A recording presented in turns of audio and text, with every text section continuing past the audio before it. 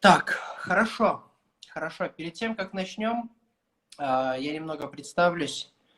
Меня зовут Дмитрий Раскопов, я маркетолог, я в карьере, вообще в профессии с 2011 года, я выходец из диджитал-маркетинга, из перформанс-маркетинга, я один из первых людей в России, кто начал заниматься вообще перформанс-маркетингом. Я работал в первом в России агентстве по лидогенерации.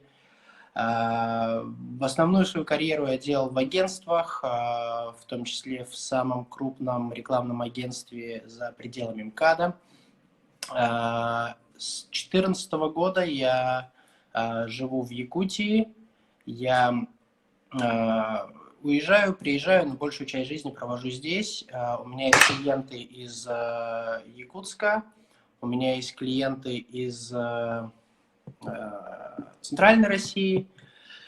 Чем я занимаюсь? Я предприниматель, у меня есть свой бизнес, у меня рестораны, у меня есть консалтинг, и я веду школу маркетинга для предпринимателей, для начинающих маркетологов, для СММщиков.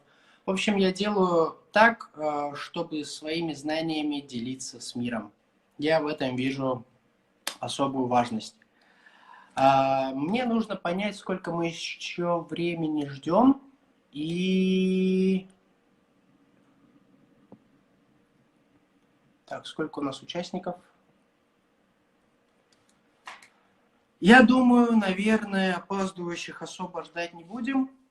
Время 14:05, и поэтому давайте потихонечку начинать. Можно, пожалуйста, следующий слайд?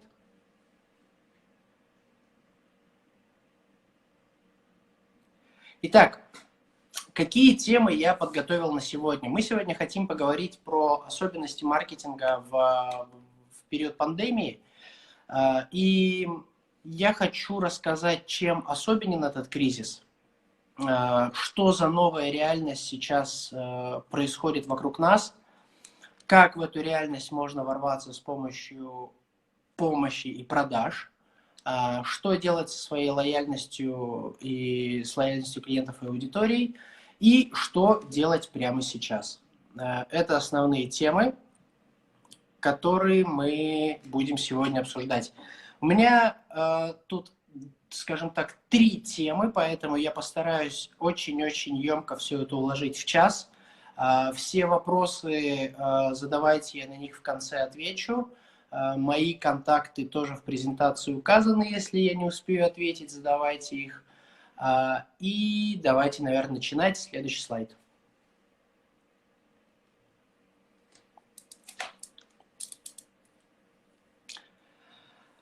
Хочется начать с цитаты. Фредерико Лалу, это писатель, это тоже выходец из бизнеса, маркетолог. Он сказал: величайшую опасность во времена нестабильности представляет не сама нестабильность, а действие в соответствии с логикой вчерашнего дня. Вот с самого начала нужно понять, что как раньше уже не будет. И сразу следующий слайд. Я очень часто сталкиваюсь в своей работе с тем, что все говорят: ну, окей, сейчас кризис закончится и все будет как всегда. Нет, ситуация очень сильно растянута, и вот то, что раньше занимало десятилетия, сейчас произошло за месяц. Причем одновременно и во всем мире. Никогда еще в истории человечества финансовый кризис так явно не сталкивался с вирусной угрозой, чтобы одновременно весь мир зашел в дома и остался в них на продолжительный срок. Вот пока сидят люди дома, они, конечно, первые несколько недель, месяцев отдыхали, пытались там как-то больше посвятить домашним делам, но они начинают все больше и больше с каждым днем думать о своих проблемах, о своих насущных делах. И вот сейчас для бизнеса очень важно войти в их вселенную и как бы продолжить свое дело, но уже через призму нового восприятия. Как минимум отложенный спрос сработает рано или поздно. Это когда мы продаем сейчас, а покупают потом. Мы можем продавать и, скажем так, реально за деньги прямо сейчас, и отложено, что когда все закончится, приходите к нам. Про это я чуть-чуть еще расскажу. И очень важно вообще такая тема всех кризисов, а вот последних и этого тем более, в том, что вот местечковым в кризис быть нельзя, а тем более в этот кризис нужно быть глобальным, даже если это абсолютно оффлайн, и про это я тоже расскажу дальше. Давайте следующий слайд. Вот. Никогда не было столько связей с клиентом. Люди сейчас вовлечены в социальные сети как никогда. И вот когда мы находимся по разные стороны экрана, важно сейчас вот не то, что мы переживем как бизнес, да, и не важно, что потребители переживут это как, ну, как потребители, что вот у них останутся финансы. Важно сейчас, как мы можем помочь друг другу. И вот, знаете, когда люди проходят какие-то тяжелые времена вместе, вот в такие моменты зарождается такая настоящая дружба. Вспомним такой феномен, как армейские друзья. Люди после армии еще несколько лет дружат только потому, что вот они вместе прошли через что-то тяжелое, и это невероятно интересно. И сразу же я покажу пример про возможности, которые дает кризис. До кризиса 2008 года Netflix был одной из дочерних компаний Blockbuster, они, точнее, пытались ею стать, и они занимались видеопрокатом обычных видеокассет и DVD-дисков, и когда они начали говорить, что мы хотим вот организовать стриминговый сервис, над ними просто посмеялись, потому что они хотели на это дело $5 миллионов. И этот кризис, он все настолько изменил, что стриминг появился, технологии появились, а блокбастера уже нет, видеопроката не существует. Поэтому вот это такой показатель как бы к тому, что время сейчас такое, что можно делать новое и не бояться. Вот если сейчас поймать тренд, можно стать лучшим в своем городе, в своей сфере, в своей стране, на своем континенте, без разницы. И следующий слайд.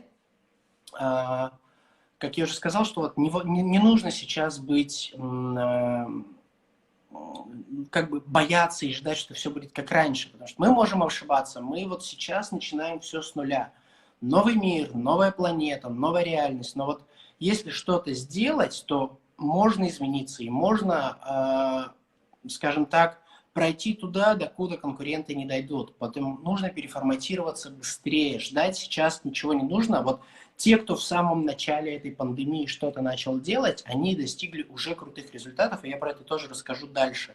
Это пока у нас такая вводная идет, чтобы мы поняли вообще тональность всего нашего сегодняшнего вебинара. И давайте следующий слайд. Итак, сейчас мы все создаем новую реальность. Это нужно принять. Привычные вещи наполняются новым смыслом. Меняются смыслы слов, привычки и модели потребления. То, что раньше люди встречались в кафе во время пандемии, это переросло в видеовстречи по WhatsApp. И, ну вот пример. Даже далеко ходить не надо. Мы с моими друзьями во время, когда прям вообще все было закрыто, мы садились вечером и пили чай. И это было прикольно, и мы вот даже иногда все смеемся, что было бы прикольно это повторить. И вот привычки, они будут сейчас меняться кардинально. Это нужно принять. Люди поняли, что не обязательно можно ходить в магазин, не обязательно нужно ехать куда-то. Все, в принципе, можно организовать так, чтобы это работало по-другому. Конечно, когда полностью выйдем на снятие ограничений, частично эти привычки останутся. И это нужно подразумевать уже сейчас. Тем более, если мы коммуницируем со своими действующими потребителями. Мы должны замечать, какие привычки у них изменились и как мы можем в эти привычки встроиться. И это очень интересно. Давайте следующий слайд.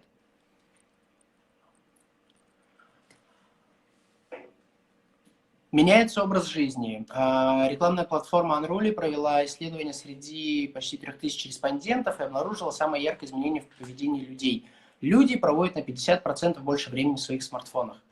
62% повысилось время, которое люди уделяют соцсетям. Конечно, ситуация сейчас меняется в обратную сторону, люди начинают меньше проводить время в смартфоне, но тем не менее во время кризиса смартфон оказался главным источником развлечений, контента, таким помощником, и это очень круто. Давайте дальше, следующий слайд. Потому что привычка со смартфоном, она и так была изначально предрасположена к тому, чтобы человек привыкал. Сейчас это становится еще сложнее, отвыкнуть от смартфона. Интерес к актерам, музыкантам, спортсменам, селебрити угасал во время пандемии. У народа появлялись новые архетипы героя, медработники, полицейские.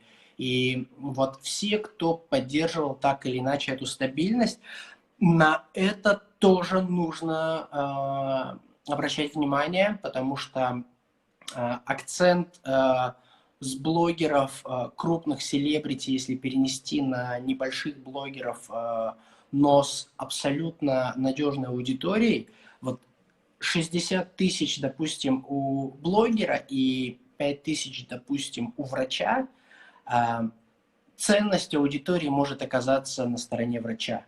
Поэтому это тоже нужно подразумевать. Мир потихоньку шел к микроинфлюенсерам, таким микроблогерам, которые небольшие лидеры мнений. Сейчас архетипы меняются, и это тоже интересно за этим наблюдать. Давайте следующий слайд.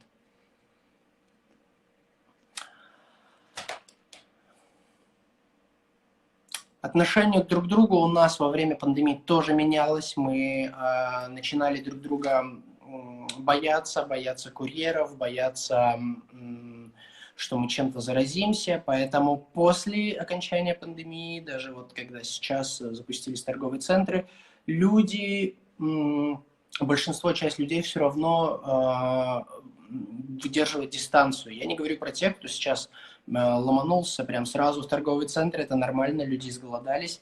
Такая же волна, скорее всего, будет с открытием фитнес-центров и общепита, но, тем не менее, бытовое отношение быть на дистанции, оно будет сохраняться, и оно будет сохраняться как минимум у половины, скорее всего, населения, поэтому тоже на это надо обращать внимание. Вот реальность сейчас такая. Давайте следующий слайд.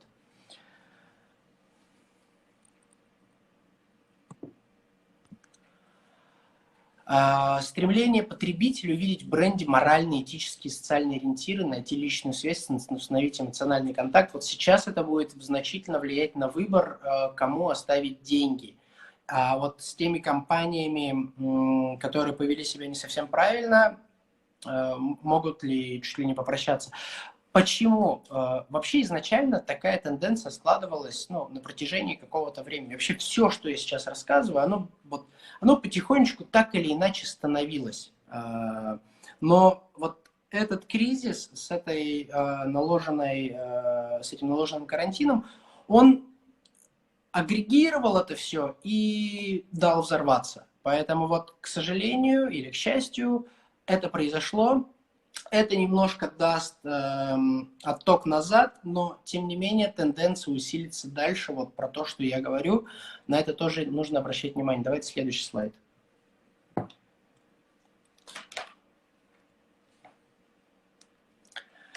Увеличение времени, проведенного в соцсетях, тоже изменяет потребителей, я про это сказал. Вообще, соцсети созданы так, чтобы к ним вызывалось привыкание. Вот стоит пару раз попробовать для потребителя, и он уже привязан. Пандемия создала все, чтобы пользователи вжились в свои социальные сети, и это факт, с этим ничего не поделаешь. Но это также надо использовать в своих стратегиях. То есть я по своему опыту знаю, что перемещение бюджета, например, из контекстной рекламы в таргет удвоило просто конверсию. Хотя ни посыл, ничего не менялось, очень топорно была переведена кампания, поменялся только формат изображений по размеру, но тем не менее в соцсетях отклик был больше, потому что люди больше проводят там времени. И это нужно учитывать. Давайте следующий слайд. Я, к сожалению, не могу сам переключать, приходится вот так делать. И вот, про это тоже немного говорили. использование соцсетей больше склоняется к межчеловеческому общению. То есть людям не хочется общаться с компанией, люди хотят общаться с человеком, который представляет эту компанию. Сейчас это очень важно. То есть если раньше можно было говорить «мы такая-то компания», то сейчас компании, наоборот, делают такими очеловеченными, чтобы у них было физическое лицо, был физический характер, создают каких-то ответственных сотрудников, которые могут, чаще всего владельцы, вот несут на себе это бремя, но быть лицом, быть брендом, гарантирующим вот качество своей жизнью, да, вот своей репутацией, это очень круто. Это уже было в начале, в конце 19-го, в начале 20 века в Штатах. И вот история вещь очень цикличная, сейчас это повторяется. И давайте следующий слайд.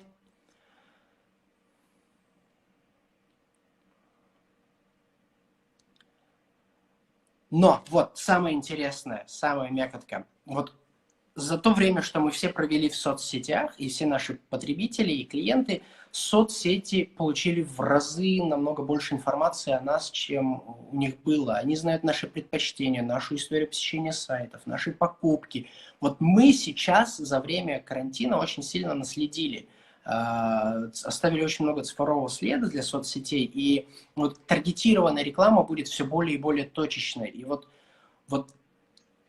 часто бывает такое, что мы вот там подумали про что-то, или сказали, или обсудили, и вот она реклама уже в Инстаграме. Кто-то, есть сторонники теории того, что Инстаграм нас прослушивает, но на самом деле это не так, это всего лишь теория больших чисел, это Big Data. Вот сейчас эта информация будет еще более точной. Только представьте, когда ваша реклама будет попадать человеку именно в тот момент, когда он реально об этом думает и когда она реально ему нужна. И вот он уже будет ее видеть не как рекламу, он будет думать, да, это знак, надо срочно идти, надо обращаться к ним и решать наконец свои проблемы. Давайте дальше.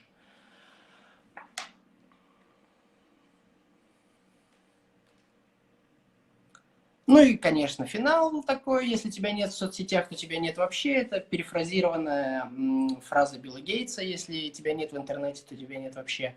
И нужно принять, что последствия карантина, они станут для бизнеса вот новой нормой, может быть, необходимым злом, но я все-таки склоняюсь, что это новая норма. Давайте сразу следующий слайд. И присутствие в соцсетях сейчас крайне необходимо, даже если ты продаешь трубы. У людей есть сейчас привычка покупать, но сейчас нет возможности их удовлетворять. Поэтому вот сейчас отличное время, чтобы подсадить клиентов, конкурентов на себя, чтобы создать им новый путь, как бы они могли дойти к вам. Потому что вообще я всегда сторонник того, что клиенты конкурента – это самые потенциальные клиенты, которые могут быть у тебя.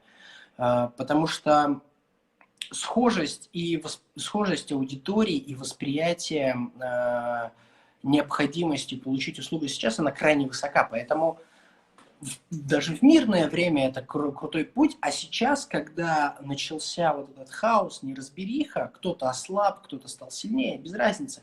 Вот сейчас очень крутое время, чтобы обращать внимание на клиентов, конкурентов. Я вот про это тоже расскажу, давайте дальше. Надо, наверное, ускоряться, потому что, мне кажется, мы даже третий еще не прошли, а вот время, к сожалению, идет. Итак, перевод бизнеса в онлайн, если у вас парикмахерская, невозможен, но появились новые методы коммуникации, я, как уже говорил, отложенный спрос, знания и сопутствующие материалы. Давайте следующий слайд. Мы сегодня немного сконцентрируемся на знаниях. Вообще, если у человека нет четкого понимания целей, я вот в своей практике, в своем консалтинге всегда вот задаю один вопрос, чтобы человек не смог ответить. Вот я говорю, если мы через год встретимся и вот оглянемся на то, что мы сделали за этот год, вот какая вещь должна, вот какое событие должно вот прям радовать тебя, которое ты сказал, да, это было вот чрезвычайно успешно, мы специально вот ради этого весь год работали. Что должно было произойти? Вот этот один вопрос, он очень на многое отвечает. Поэтому задавать вопросы никогда не стыдно, нужно задавать их всем, тем более клиентам, потому что в моем понимании маркетинг это в первую очередь, это сложно, это много цифр, много аналитики, много креатива, но в целом, если все упростить, то маркетинг это получение ответа от рынка. Мы, как представители бизнеса, что-то постоянно продаем. И продавать в пустом поле невозможно. Можно продавать только, когда есть люди. Вот наша задача спросить у людей. И получить ответ не просто «да, нам нравится, спасибо», а получить ответ в виде денег. Ответ в виде денег – это самый лучший ответ на то, правильно ты делаешь вообще или нет. И если мы получаем ответ в виде денег, значит, мы человеку помогаем. И помочь знаниями сейчас, помочь информацией сейчас – это очень правильный формат. Поэтому давайте следующий слайд. Я немножко так поглядываю в чат, вроде ничего не пишет. Следующий слайд.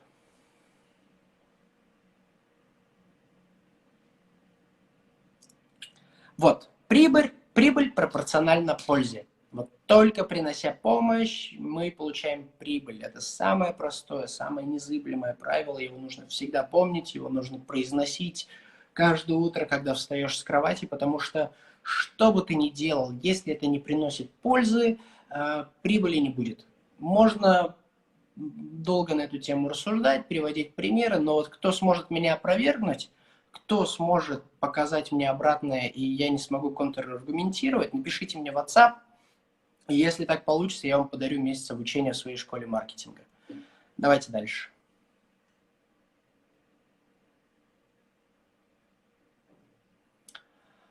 Вот, теперь мы плавно подходим от таких эфемерных вещей к более осязаемым. Я решил сегодня сделать такой приятный подарок всем слушателям. Я дам очень такую простую и, тем не менее, очень мощную вещь. Это инструмент, это формула, по которой очень легко можно составлять ценностные предложения. То есть это вот ясное и простое изложение тех преимуществ, которые потребители получат при покупке вашего продукта или услуги. И при всем при этом мы не будем им впаривать, мы не будем им говорить, что купи, купи, купи, купи, купи. Мы просто расскажем о себе, что вот у нас есть такой продукт, и вот попав в свою аудиторию, а попасть в свою аудиторию это в разы важнее, и решить ее боль, это очень важно, это лучше, чем просто продавать всем. И жесткие продажи уже не работают, я могу это гарантировать. Точнее, они сработают, но результат будет недолгосрочный, а я все-таки за построение долгосрочных целей, поэтому я хочу, чтобы люди решали свои проблемы и были благодарны за это. Вот давайте дальше. Следующий слайд. Я покажу, как строить ценностное предложение. Вот у нас с вами есть такая картинка. Я не знаю, потом презентацию рассылают или нет. Если нет, то сделайте скриншот, либо попросите, чтобы разослали презентацию, либо я ее могу где-то выложить, но не суть. Вот я как делаю? Я беру листок А4, расчерчиваю круг, выгоды, задачи, проблемы, черчу квадратик, факторы, выгоды, помощи, товары и услуги. И беру стикеры, цветные стикеры с клейким концом, с клейким краем. И начинаю все свои идеи, мысли, какие-то сумасшедшие мысли, дурацкие мысли. Я их начинаю писать и клеить куда надо. Дам небольшую ремарку, почему дурацкие мысли – это хорошо. У нас в нашем мозге преобладают две силы – эмоциональная и логическая. Вот логическая, она настроена на то, чтобы снизить энергопотребление мозга к нулю. Поэтому очень часто мы можем себе с помощью логики придумать миллион отговорок, чтобы подольше поспать, чтобы не заниматься спортом, чтобы делать что угодно. Но, в общем, главное, чтобы мозг оставался в режиме энергосохранения. А вот эмоциональная часть, она иногда вот эту вот заслонку перескакивает, и поэтому те мысли, которые рождаются с эмоциональной точки зрения, наш логический мозг очень часто хочет подавить, объяснив их логикой. Поэтому дурацкие мысли, они очень хорошие, их нужно записывать, они ценные. Они в вашей голове рождаются совсем не просто так. Вообще в вашей голове просто так ничего никогда не происходит. Нужно это понять. Это очень мощный, очень ценный инструмент, поэтому используйте его с умом. И вот я наклеиваю эти наклеечки и смотрю, какие совпадения. Давайте следующий слайд.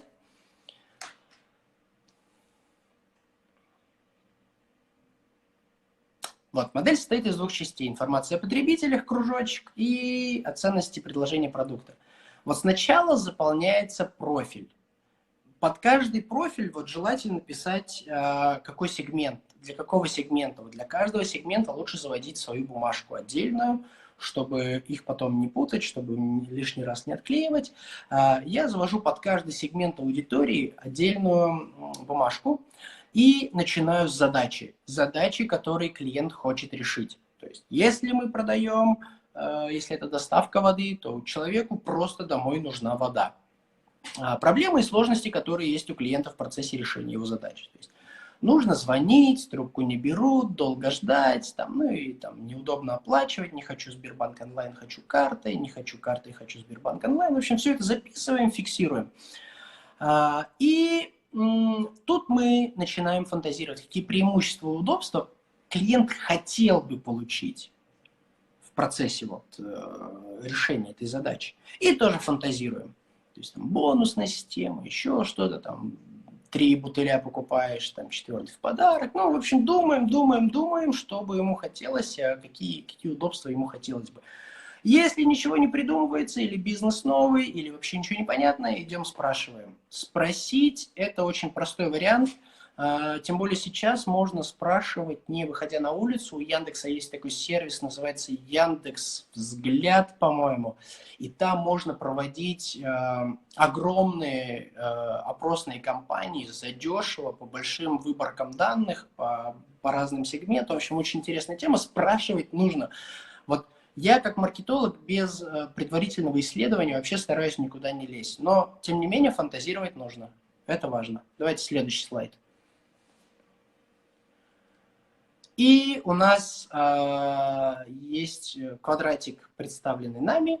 Это предложение нашей ценности. И тут мы указываем те товары и услуги, которые вот мы хотим сопоставить задачи потребителя. И вот здесь мы собираем ценностное предложение, вот, которое будет убирать его проблемы и давать ему преимущества. И вот, если мы посмотрим полностью на всю картинку, то они зеркальные. Это просто два зеркальных отражения, то есть факторы выгоды, они занимают факторы решения, и, в общем, все в таком духе.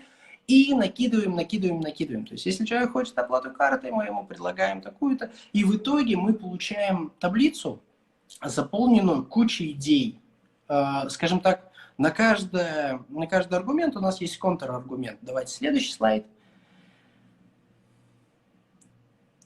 И следующий слайд. И вот у нас появляется примерно вот такая вот схема, где мы видим, что мы можем, грубо говоря, брать бумажки и по ним просто вот по этой схеме ходить и описывать, что вот наш товар или услуга конкретно вот этот помогает конкретно вот этому потребительскому сегменту, которые хотят решить конкретно вот эту задачу тем, что мы вот это и вот это.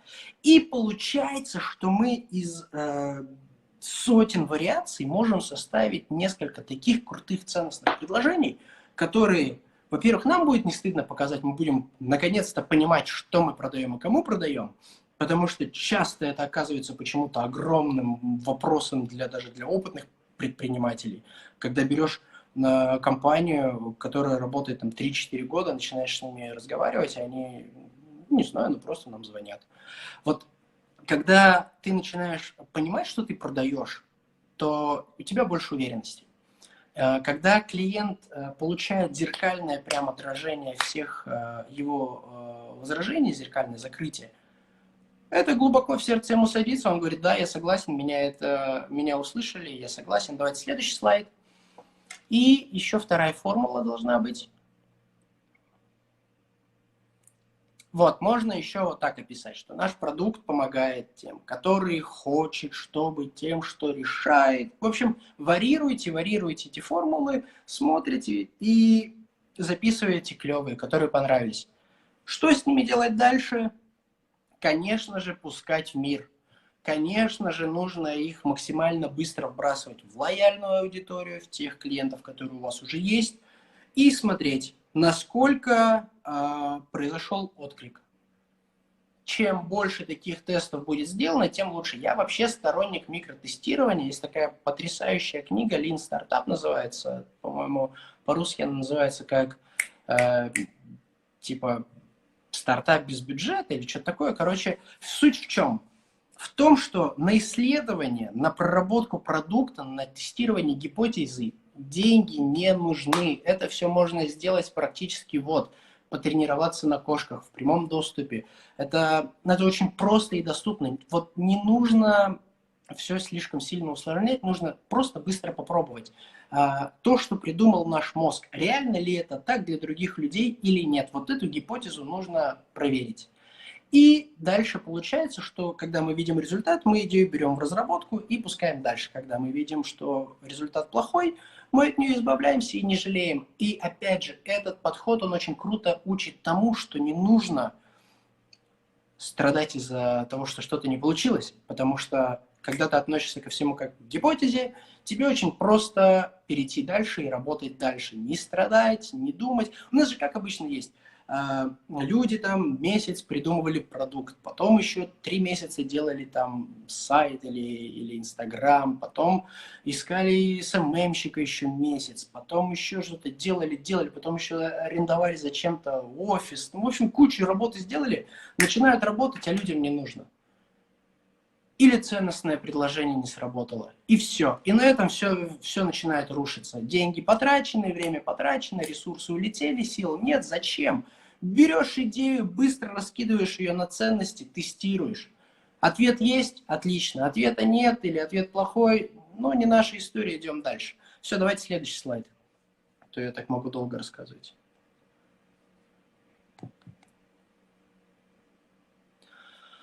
Итак, чаще всего мы в продажах видим 3 мотива. Это рациональное обращение, когда упор делается на личную выгоду. Это скидки, цифры, купи 2, купи 3, получи там 4 в подарок. Первый заказ, скидка 20%, у нас дешевле, чем у конкурентов. Вот рациональное обращение. Оно очень популярное, я его не люблю, потому что мне с ним некомфортно работать, но я скажу так, что рациональное обращение, оно хорошо работает на низкомаржинальных товарах, а вот эмоциональное, которое побуждает чувства, оно очень круто работает на с товаров с высокой маржой и вообще на дорогих товарах. И это интересно. Я вообще сторонник эмоционального маркетинга, я это дело люблю, тоже вам советую изучать. И третий мотив – это нравственные, вызывающие чувство справедливости, порядочности. Они тоже есть, их тоже используют, пытаются делать там социальные аптеки, социальные магазины, которые якобы для пенсионеров. А по сути, когда пенсионер туда приходит, он даже денег оставляет больше, чем в коммерческой. Но тем не менее, нравственный мотив – он имеет место быть, и тоже про него нужно знать. Давайте следующий слайд. Загляну в чат. Так.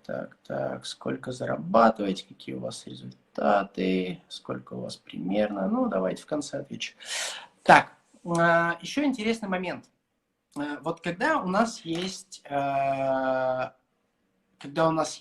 некий набор ценностных предложений, уже тестированный, и мы понимаем, что мы можем закрывать пользу, давать пользу на закрытие чьих-то задач, то вот здесь очень просто можно дать ее пользователям. Бесплатно, платно, без разницы. Вот польза всегда важнее продажи, потому что пользователь, он не думает, он не просыпается с утра и не думает, кому бы сегодня дать денег. Он просыпается и думает, вот у меня есть такие-то проблемы, их надо так-то решить. Вот поэтому нам нужна польза. И вот база существующих потенциальных клиентов – это самая основная ценность, самый мощный актив, который только можно придумать. Потенциальные чаще всего это клиенты-конкуренты. Давайте следующий слайд.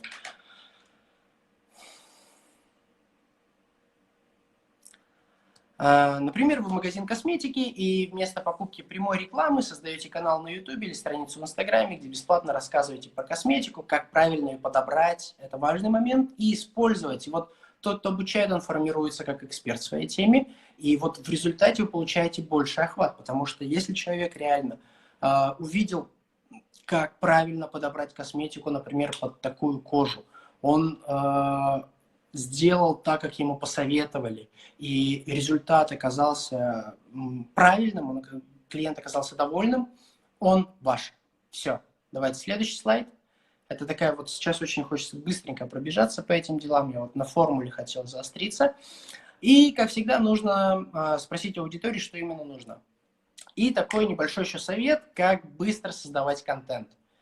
Чтобы, когда нет идей, я часто это использую, вот представьте, что вам звонит ваш близкий друг, и у вас есть всего 60 секунд, чтобы дать ему пользу в том, где вы эксперт. Вот представьте эту ситуацию. Есть вопрос, вы за 60 секунд, как владелец бизнеса, должны, если вы строите крыши, да, звонит человек и говорит: слушай, у меня крыша начинает течь, что делать, чтобы быстро и дешево поменять? У вас есть 60 секунд, чтобы ответить. Вот. И все мысли, которые будут приходить, их записывайте и фиксируйте. Потом клевые можно отобрать. Давайте следующий слайд.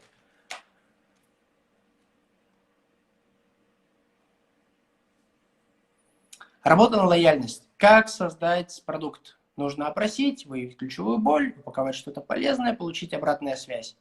Вторая итерация – это упаковать то же самое и уже показать не своим клиентам, а можно таргетироваться через социальные сети на своих конкурентов. И вот, во-первых, таргетироваться лучше всего с помощью таргетолога, с помощью человека, который в этом разбирается. Во-вторых, лучше всего тестировать разные цели в рекламных кампаниях. То есть сейчас появилась возможность отправлять людей прямо в WhatsApp. Если в WhatsApp бизнес хорошо настроен, я советую попробовать. Сейчас можно делать так, чтобы человек просто оставил свои контактные данные в форме. Не нужно ему обязательно показывать какие-то сложные тексты, большие картинки, там еще что-то. Важно быстро, чтобы человек вошел с вами в итерацию. Вот сбор контактов клиентов, конкурентов – это вторая база, по которой вы тоже можете работать. И с нее выхлоп, честно говоря, должен быть в разы больше, чем тот, который вы будете просто узко сегментировать, аудиторию максимально похожу на вашу, и идти по ним. Потому что клиенты конкурентов, они часто дают крутой результат. Давайте следующий слайд.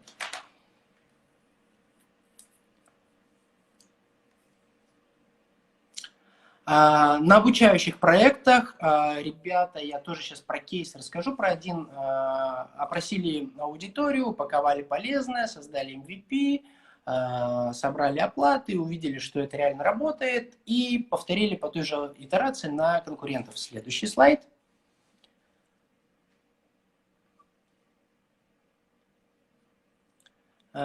Создали совместный проект с лидером мнений. Блогер – это новый телевизор, им верят, они могут создавать охваты. Работайте с ними, это важно, нужно помнить. Следующий слайд. Вот я говорю, знания, казалось бы, да, есть сферы, вот, например, массажный салон. Очень крутой кейс. У ребят был массажный салон, во время пандемии все закрылось. Денег нет, клиентов нет, ходить никуда нельзя.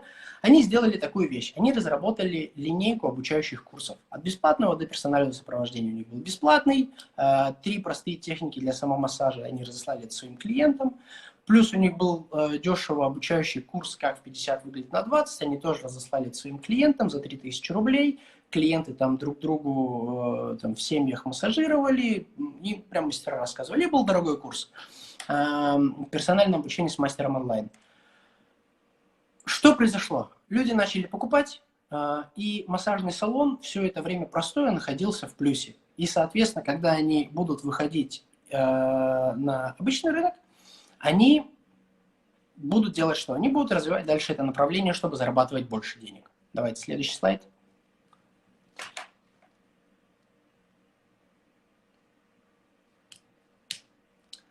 Соответственно, дальше они пошли по пути масштабирования, они создали продукты по массажам отдельных частей тела, создали обучение по потребностям, антицеллюлитный, суставы спортивный, и начали продавать сопутствующие товары. То есть вот ты сидишь дома, ты делаешь массаж, вот тебе еще масло, бальзам, мазь мы тебе отправим, ну и сертификаты на тот момент, когда откроемся, тоже поддержите нас, это хорошо, это правильно. Давайте следующий слайд. Как время-то летит.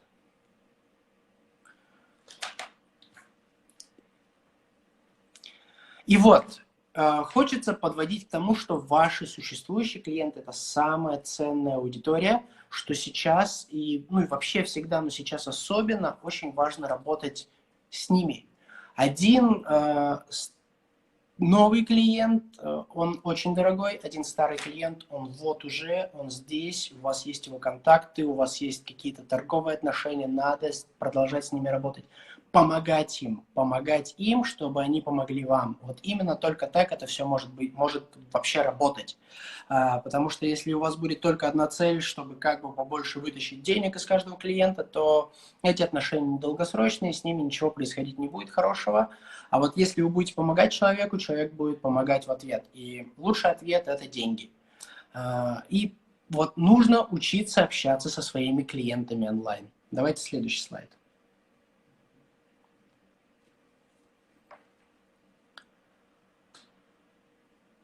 Как общаться со своей аудиторией? 3 простых как. Пуш-уведомления, если у вас есть карта лояльности или приложение. Если нет, это рассылка.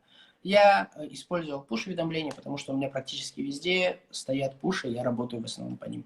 Можно таргетировать на своих. Если у вас есть база своих клиентов с их номерами телефонов и электронными адресами, можно создать на них рекламное объявление. И его будут видеть только те люди, которые вот были в этой базе. Эта база чем еще хороша, что если вы эту базу загрузили в рекламный кабинет Фейсбука, настроили, она работает, она дает результат, то есть очень крутой такой способ масштабирования этой базы. Вы с помощью инструментов Фейсбука делаете аудиторию lookalike. Это аудитория, которая максимально похожа на этих людей. И Facebook что делает? Он берет огромный массив данных, изучает этих людей по их особенностям поведения, по их интересам, по их каким-то там деталям и показывает рекламу максимально похожим по поведенческим паттернам людям. И вам остается обучать и вовлекать, но самое главное – это польза. Этот кризис, эта пандемия, она показывает всем, что мы должны сейчас сплотиться и быть полезны друг другу, как в обычной жизни, так и в деловой жизни. И давайте следующий слайд.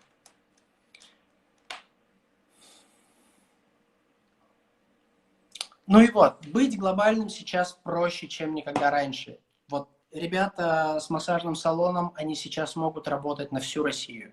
А вот все, что мы проговариваем сейчас, проговорили сегодня, это стирает все границы. Абсолютно любой бизнес сейчас может быть федеральным.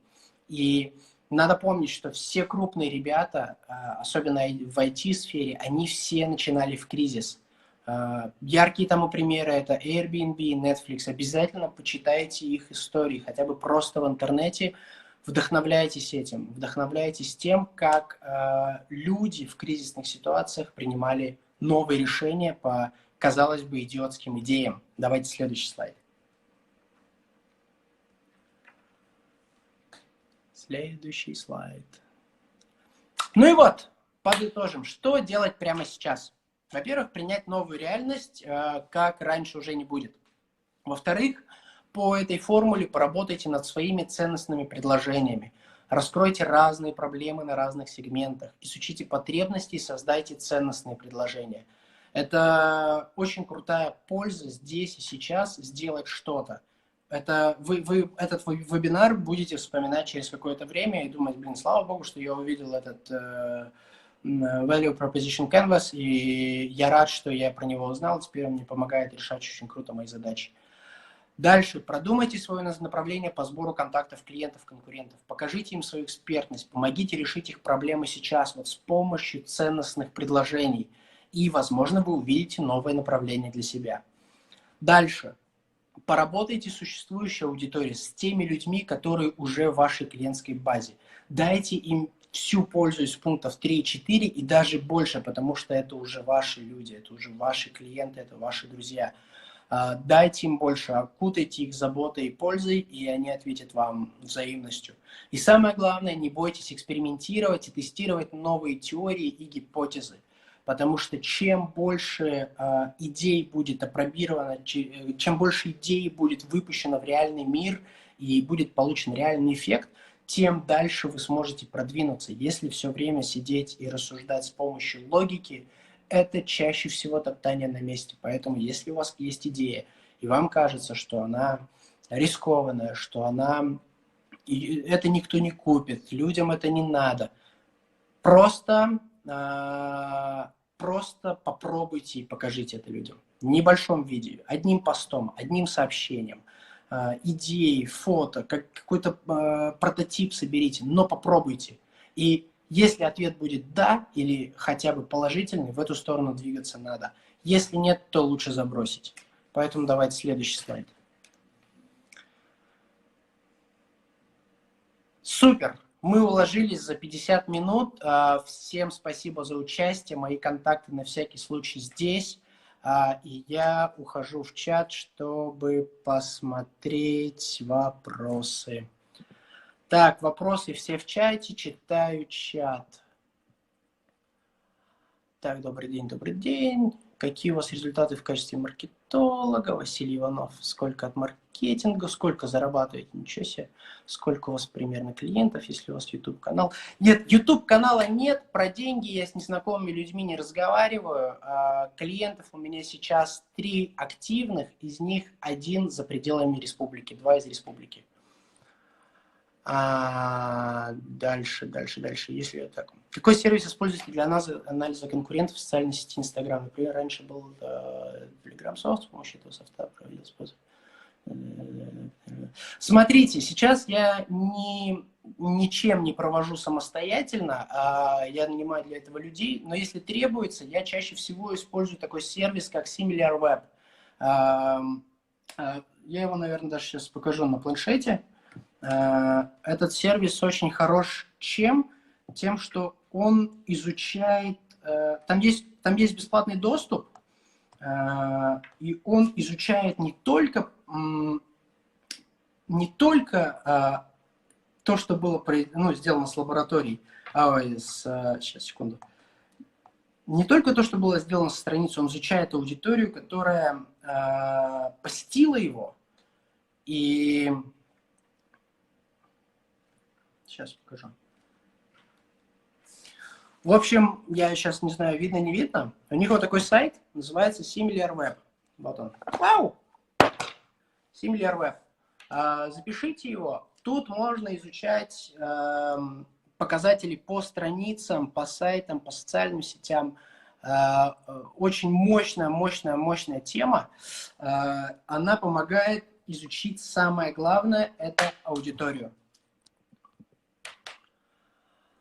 Дальше. Используете ли программирование в анализе данных? Спрашиваю, потому что сейчас информации очень много с помощью VBA, Excel значительно. Нет, я не использую программирование в анализе данных. Как правило, я заказываю себе уже отчеты, чтобы я видел ситуацию как есть. Но направление очень крутое. Я общался с ребятами, которые занимаются Data Science в крупных агентствах, в крупных компаниях в IT. И это реально, это будущее, это магия, это как они находят невероятные закономерности на огромных объемах данных. Это завораживает, это круто. Я бы хотел, наверное, если бы у меня было чуть больше свободного времени и желания в это влезть. Но, тем не менее, у меня недавно был разговор с молодыми ребятами, которые заканчивают школу, и они такие, типа, чем нам заниматься, как вы думаете? Я говорю, я не знаю, если бы я был в вашем возрасте, я бы, наверное, пошел на Data Science. Потому что вот всю нашу жизнь говорили, что из информации будущее. Сейчас информации стало настолько много, что это уже даже не присказка, это уже реальный факт. Информации будет становиться только больше, и обрабатывать ее стандартными средствами будет всегда, с каждым разом сложнее и сложнее, поэтому чем больше будет программирование привлечено в это дело, тем лучше. Здравствуйте, у меня туристическое агентство, изначально 1,5 года работы удаленно, занимались 8% выездным туристом, сейчас зарабатываю. По сути, да. Но опять же, вот, понимаете, тут такой вопрос, он как бы, Он как бы с таким советом, с таким вопросом, на который не хочется давать совет. Ну, что я могу сказать? Что я могу сказать? Попробуйте на внутреннем туризме. Попробуйте, как бы я же не могу предвидеть будущее. Я же все-таки маркетолог, а не ясновидящий. Я не хочу сейчас вас оскорбить ни в коем случае, но это очень важная информация. Вот ваша задача сейчас попробовать, подумать, поузнавать, потестировать рынок реально, потому что все, что скажу я, и все, что скажет рынок, это две разные вещи. И когда вам кто-то говорит, да, 100% иди на внутренний туризм, не слушайте. Когда кто-то говорит, да ладно, подожди, сейчас там выездным начнем заниматься дальше, тоже не слушайте, надо пробовать, пообщайтесь с ребятами. У меня есть лично знакомые, которые занимаются внутренним туризмом. У кого-то плюсы, у кого-то минусы. Мои знакомые вместо заграницы полетели на Байкал. Да, это сейчас так и есть, но невозможно представить, сколько это продлится. Может быть, это будет еще месяца, может быть, полгода, может быть, 5 лет. Мы не ясновидящие, мы не знаем будущего. Поэтому пробуйте, смотрите, что работает. Но заходить в воду, вот важное правило для тех, кто учится плавать, заходить в воду нужно настолько, насколько ты уверен в себе, что ты плывешь обратно. Вот если вы уверены в том, что вот мы зайдем настолько в эту новую сферу, после успешной гипотезы обязательно, если мы зайдем настолько, и мы будем уверены, что если сейчас все резко вернется обратно, или все резко изменится еще в другую сторону, мы сможем выплыть до берега, то, конечно, пробуйте, пробуйте, пробуйте, пробуйте. Одно оттестированное какое-то действие, оно в несколько раз ценнее, чем сотни советов. Потому что советовать, много ума не надо. А вот попробовать нужна храбрость и самое главное, воля к действиям. Поэтому действуйте, действуйте, действуйте. Обязательно пробуйте. Наверное, так. Так, вопросов больше нет. Вопросов больше нет? Если нет, то я очень рад, что мы уложились за час. Честно говоря, я почему-то думал, что так быстро у меня говорить в этот раз не получится, но тем не менее получилось. Рад был всех видеть. Мои контакты есть здесь. Инстаграм, телефон. Если буду нужен, пишите, звоните.